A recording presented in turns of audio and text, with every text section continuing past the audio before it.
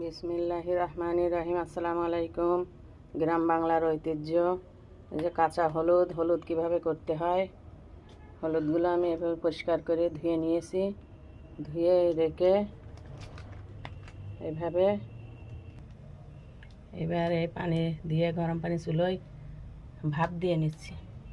ভাপ দিয়ে রোদে শুকাতে হবে, শুকাইয়ে তারপর ভাঙাতে হবে হলুদে যে ভাপ দিয়ে আমি এইভাবে রোদে শুকাচ্ছি। শুকানোর পরে ভাঙিয়ে নিয়ে আসবো মেশিন দিয়ে। গ্রাম বাংলার ঐতিহ্য, সব হলুদ করা এইসব কষ্ট আছে। ধুয়ে সেদ্ধ করে ভাপ দিয়ে রোদে শুকাইয়ে ভাঙাতে হবে। আল্লাহ হাফেজ।